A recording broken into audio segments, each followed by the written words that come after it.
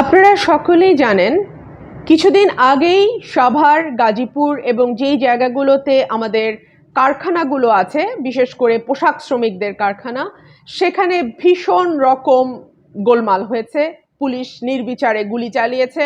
আমরা দেখেছি সরকারি দলের পান্ডারাও সেখানে উপস্থিত ছিল, তারাও শ্রমিকদের উপর আক্রমণ করেছে এবং অত্যন্ত অশান্তিপূর্ণ একটা অবস্থা বিরাজ করছিল। সরকার যথারীতি বাংলাদেশের প্রধান বিরোধী দল বিএনপিকে এই শ্রমিক অসন্তোষের জন্য দায়ী করেছে, কিন্তু বাস্তবতা একেবারেই ভিন্ন। শ্রমিকরা তাদের ন্যূনতম মজুরি বৃদ্ধির জন্য আন্দোলন করছিল এবং বর্তমানে বাজারের যে অবস্থা তাতে তাদের যে ন্যূনতম মজুরি নির্ধারিত আছে সেটা দিয়ে চলা অসম্ভব। শ্রমিকদের দাবি ছিল ন্যূনতম 23,000 টাকা মজুরি করা। সরকার কোনোভাবেই সেটা মানতে বা মালিকপক্ষ কোনোভাবেই সেটা মানতে রাজি ছিল না। তারা মাঝামাঝি একটা রফা করার চেষ্টা করেছে, কিন্তু দেখা গেছে যে শ্রমিকরা কোনোভাবেই সেই ন্যূনতম মজুরির যেই পরিমাণটা সরকার নির্ধারণ করছে বা যেই পরিমাণটা মালিকপক্ষ বলছে সেটা তারা মানতে রাজি ছিল না। সুতরাং উত্তাল আন্দোলন হয়েছে এবং এখন দেখা যাচ্ছে যে এই আন্দোলন, যেটা তারা সরকার বারবার বলার চেষ্টা করছিল বিরোধী দলের ইন্ধনের কারণে আন্দোলন প্রসার লাভ করেছে, বিরোধী দলের ইন্ধনের কারণে এই আন্দোলন হচ্ছে, সেখানে একটি খবর আজকে প্রকাশিত হয়েছে দ্য ফিনান্সিয়াল এক্সপ্রেসে, বাংলাদেশের স্বনামধন্য একটি ইংরেজি পত্রিকা, যেটার হেডলাইন বলছে যে US presidential memorandum on labour rights, BD embassy alerts government about possible sanctions. খুব পরিষ্কারভাবে এই রিপোর্টটিতে বলা হয়েছে যে নতুন যে শ্রমনীতি নেওয়া হয়েছে বাইডেন প্রশাসনে, সেখানে যেই কথাগুলো বলা হয়েছে সেটা বাংলাদেশের জন্য আসলে অ্যালার্মিং। পৃথিবীর সব দেশের জন্যই এই নীতি অ্যাপ্লিকেবল, কিন্তু বাংলাদেশের জন্য এটি অ্যালার্মিং, কারণ এটি বাংলাদেশকে পুনরায় স্যাংশনে ফেলতে পারে এবং এই স্যাংশন ডেফিনেটলি ট্রেড স্যাংশন হতে যাচ্ছে, যেটা বাংলাদেশের অর্থনীতিকে শুধু ঝাঁকুনি দিবে বললে ভুল হয়, বাংলাদেশের অর্থনীতি কোলাপস করার জন্য যথেষ্ট। কারণ আপনারা জানেন যে বাংলাদেশের অর্থনীতি যার উপর দাঁড়িয়ে আছে তার একটা বড় ভিত্তি বা পিলার হচ্ছে গার্মেন্টের রপ্তানি আয়। রপ্তানি আয়, রেমিটেন্স, বিনিয়োগ, বিদেশিদের বিনিয়োগ, ঋণ এবং ডিরেক্ট ফরেন ইনভেস্টমেন্ট, এই 5টা খাত থেকে মূলত আমরা বৈদেশিক মুদ্রা আয় করি। এবং আমাদের অর্থনীতির যেই ভিত্তি, তার 3টা ভিত্তি যদি আমরা ধরি, তার একটা হচ্ছে রপ্তানি, 2 নম্বরে গার্মেন্ট শিল্প, গার্মেন্ট রপ্তানি, 2 হচ্ছে রেমিটেন্স এবং 3 হচ্ছে কৃষি। সুতরাং যখন গার্মেন্ট শিল্পের উপর ধাক্কা আসবে তখন সেটি অর্থনীতির 3 ভিত্তির এক ভিত্তিকে নাড়িয়ে দেওয়ার জন্যে যথেষ্ট। আমি এই খবরটিতে যাব, কিন্তু তার আগে আরেকটু মনে করিয়ে দেই, হিউম্যান রাইটস ওয়াচ একটা রিপোর্ট প্রকাশ করেছে 2 দিন আগে এবং প্রথম আলো সেই রিপোর্টটি হুবহু বাংলায় ছাপিয়েছে। সেই রিপোর্টটির হেডলাইন প্রথম আলো করেছে, বাংলাদেশে নির্বাচনের আগে সহিংস দমন পীড়ন চলছে। এখানে বিরোধী দলের উপরে যে নির্যাতন করা হচ্ছে, গুম, বিচার বহির্ভূত হত্যা, নির্বিচারে গ্রেপ্তার, বাড়ি বাড়ি গিয়ে তল্লাশি, শারীরিকভাবে বিরোধী দলের নেতাকর্মীদেরকে আঘাত করা, পরিবারের সদস্যদের উপর দমনমূলক আচরণ, বিএনপি যিনি করছেন তাকে না পেয়ে তার পরিবারের সদস্যদের গ্রেপ্তার করা, এই সব কিছুই এই রিপোর্টে উঠে এসছে। কিন্তু এখানে যেই বিষয়টি আমার কাছে খুব গুরুত্বপূর্ণ মনে হচ্ছে, এই রিপোর্টটির লিঙ্ক আমি দিয়ে দেব, আপনারা একটু দেখে নিন। সেখানে বলা হয়েছে যে গত 28শে অক্টোবর প্রধান বিরোধী দল বাংলাদেশ জাতীয়তাবাদী দলের একটি পূর্ব ঘোষিত সমাবেশের পর থেকে প্রায় 10,000 বিরোধী দলের নেতাকর্মীকে গ্রেপ্তার করা হয়েছে। চলমান সহিংসতায় পুলিশের 2 কর্মকর্তা সহ 16 জন নিহত হয়েছেন কমপক্ষে, আহত হয়েছেন 5,500-এর বেশি মানুষ। এই তথ্যটি দিয়ে হিউম্যান রাইটস ওয়াচ যেটি বলছে সেটি কিন্তু ভয়ঙ্কর। বলছেন যে হিউম্যান রাইটস ওয়াচের এশিয়া বিষয়ক জ্যেষ্ঠ গবেষক জুলিয়া ব্লেকনার বলছেন যে বাংলাদেশ সরকার কূটনৈতিক অংশীজনদের কাছে দাবি করেছে তারা অবাধ সুষ্ঠু নির্বাচন অনুষ্ঠানে প্রতিশ্রুতিবদ্ধ, কিন্তু একই সঙ্গে দেশটির রাষ্ট্রীয় কর্তৃপক্ষ ক্ষমতাসীন আওয়ামী লীগের রাজনৈতিক বিরোধীদের দিয়ে কারাগার পূর্ণ করছে। জুলিয়া ব্লেকনার বলেন, বাংলাদেশের কূটনৈতিক অংশীজনদের এই বিষয়ে স্পষ্ট করা উচিত সরকার কর্তৃক দমনপীড়ন ভবিষ্যৎ অর্থনৈতিক সহযোগিতাকে বিপন্ন করবে। জুলিয়া ব্লেকনার মূলত মানবাধিকার লঙ্ঘন নিয়ে পুরো রিপোর্টে কথা বলেছেন। জুলিয়া ব্লেকনার মূলত বিরোধী দলের উপর দমনপীড়ন নিয়ে কথা বলেছেন। জুলিয়া ব্লেকনার বিরোধী দলকে নির্বিচারে কারাগারে প্রেরণ, হত্যা, আহত করা, গুম করা, মিথ্যা মামলা দেওয়া ইত্যাদি নিয়ে পুরো রিপোর্টে কথা বলেছেন। কিন্তু যেই জিনিসটি সিগনিফিক্যান্ট, তিনি বলছেন যে কূটনীতিকদের বা কূটনৈতিক অংশীজনদের একটা বিষয় বাংলাদেশ সরকারের কাছে স্পষ্ট করা উচিত। কূটনৈতিক অংশীজন বলতে বাংলাদেশে যেই ফরেন মিশনগুলো আছে তাদেরকে উনি মিন করেছেন। তাদের উচিত বাংলাদেশ সরকারকে সাবধান করা যে অর্থনৈতিক সহযোগিতা, এই ধরনের দমনপীড়ন যদি চলতে থাকে তাহলে অর্থনৈতিক সহযোগিতা বিপন্ন হবে।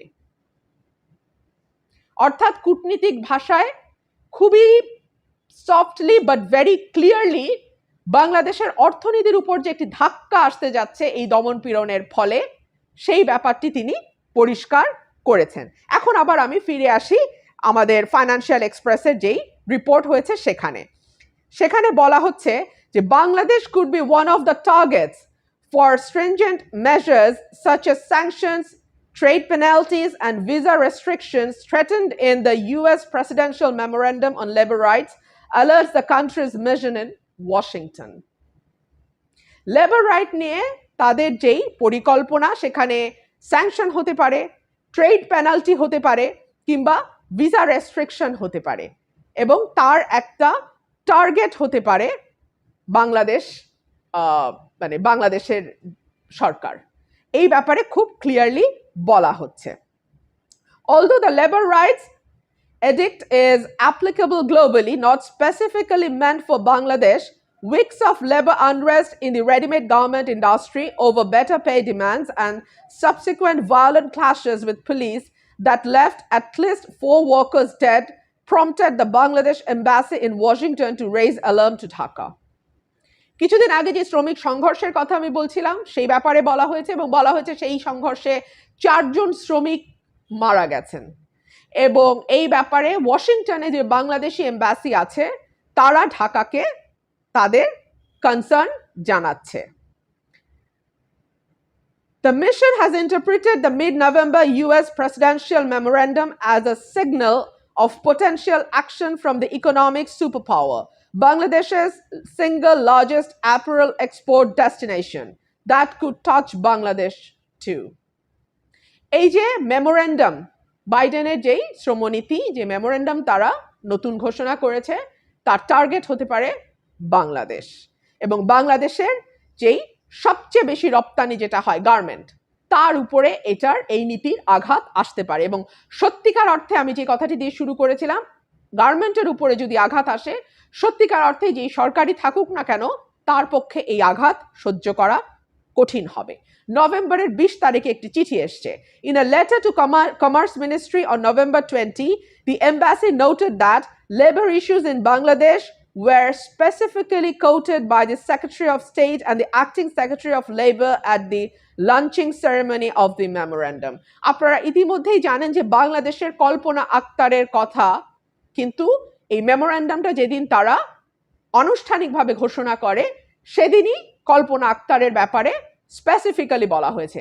সারা বিশ্বের জন্য কিন্তু এই শ্রমনীতি, সারা বিশ্বের সকল দেশের জন্য এই শ্রমনীতি, কিন্তু বিশ্বের সকল দেশ বাদ দিয়ে বাংলাদেশের একজন ব্যক্তির কথা স্পেসিফিক্যালি মেনশন করাটা অত্যন্ত সিগনিফিক্যান্ট, এবং রাইটলি সেটা বাংলাদেশের যে দূতাবাস আছে ওয়াশিংটনে তারা এই ব্যাপারে কমার্স মিনিস্ট্রিকে অবহিত করেছে বা সাবধান করেছে, আপনারা যেটাই বলেন।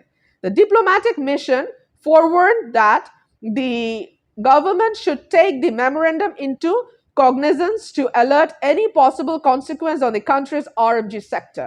তারা বাংলাদেশ সরকারকে এই চিঠির মাধ্যমে ওয়াশিংটন অ্যালার্ট করছে বা বাংলাদেশ মিশন অ্যালার্ট করছে যে তাদের এই বিষয়টি সচেতনভাবে নেওয়া উচিত, তাদের কগনিজেন্সে নেওয়া উচিত। দি ডিপ্লোম্যাটিক নোট এক্সপ্লেইনস, যেই নোটটা দেয়া হয়েছে ওয়াশিংটনের চিঠিতে, ওয়াশিংটন থেকে যেই বাংলাদেশ মিশন যে চিঠি দিয়েছে কমার্স মিনিস্ট্রিকে, সেখানে বলছে the memorandum may also have an impact on বাংলাদেশের apparel sector and it should be taken into cognizance with priority by the concern stakeholders. With an air of concern about potential interference in diplomatic affairs, the letter signed by Minister Commerce Mohammad Salim Reza at the Bangladesh Embassy in the United States says that as per the memorandum, বাংলাদেশের যিনি ministry মানে ইয়ে আছেন, minister আছেন সেলিম রেজা আপনার Washington Bangladesh এম্বাসিতে, তিনি বলছেন as per the memorandum, the US foreign mission would directly interact, deal with labor issues. The policy may encourage the interested US diplomats' missions to interfere in many internal or domestic issues. এই যে মেমোরেন্ডামটা, এইটার সুবিধা নিয়ে বা এইটার উসিলায়, এইটাকে base ধরে বাংলাদেশে যারা ডিপ্লোম্যাট আছেন তারা ইন্টারনাল ইস্যুস নিয়ে বা ডোমেস্টিক যে ইস্যুস আমাদের আছে, ভেরি ক্লিয়ারলি ডোমেস্টিক ইস্যুস বলতে কি আছে, আমাদের নির্বাচন আছে, আমাদের গণতন্ত্র আছে, মানবাধিকার আছে, বিরোধী দলের উপর দমনপীড়ন আছে, বাকস্বাধীনতার ইস্যু আছে, এই বিষয়গুলো নিয়ে তারা আরো অনেক বেশি সোচ্চার হওয়ার সুযোগ পাবে। Such apprehension implies a reference to the upcoming general election in Bangladesh and a hyperactive US role in the pre-polls period marked by opposition standoff over its fairness issues. নির্বাচন নিয়ে এর যে ইম্প্যাক্ট থাকবে সেই ব্যাপারে বলছে। বলা হচ্ছে November 16, US President signed the memorandum pledge to uphold advancing worker empowerment rights and high labor standards globally. এটা সারা বিশ্বব্যাপী শ্রমিক অধিকারের জন্য এই মেমোরেন্ডাম সই করা হয়েছে।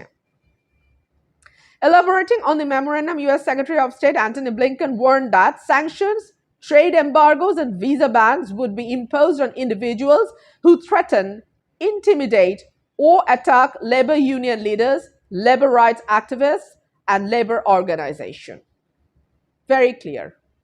শ্রমিক অধিকার নিয়ে যারা কাজ করছে তাদের উপরে যদি কোনো আঘাত করে, সেটা শ্রমিক অর্গানাইজেশন হতে পারে, শ্রমিক অ্যাক্টিভিস্ট যারা বা মাঠে যারা যারা শ্রমিক আন্দোলন নিয়ে কাজ করছে যে সেই কর্মীরা, কিংবা যারা ইউনিয়ন লিডার আছেন, তাদের উপরে যদি কোনো রকম কোনো অত্যাচার করা হয় বা তাদেরকে ভয় ভীতি দেখানো হয় বা তাদের উপরে কোনো আঘাত করা হয়, তাহলে ভিসা ব্যান ভিসা রেস্ট্রিকশন থেকে শুরু করে নিষেধাজ্ঞা আসতে পারে, স্যাংশন আসতে পারে।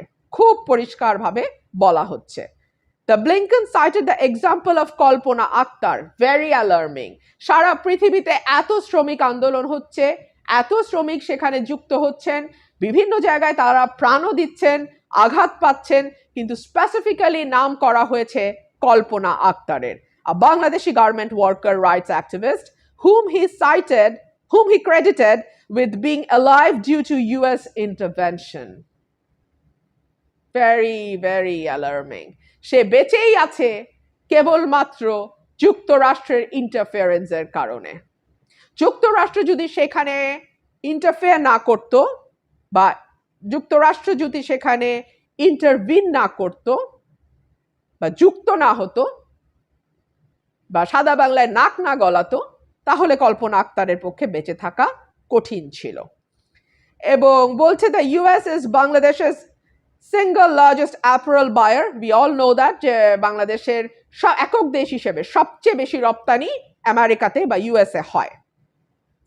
Despite a more than 23% year-on-year decline, Bangladeshi government exports earned the country $5.77 billion in the first 9 months of 2023.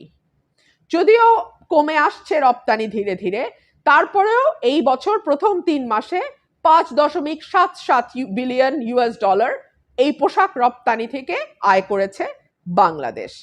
Apart from Mr. Blinken's specific mention of the Bangladeshi labor leader and potential adverse effects on ready-made garment exports, the Bangladesh mission expressed concern about the political context of the memorandum. শুধুমাত্র শ্রমিক অধিকার কিংবা export নিয়ে নয়, বরং বাংলাদেশের যেই রাজনৈতিক অবস্থা বিরাজ করছে সেই ব্যাপারেও ওয়াশিংটনে বাংলাদেশি দূতাবাস তাদের উদ্বেগ প্রকাশ করেছে।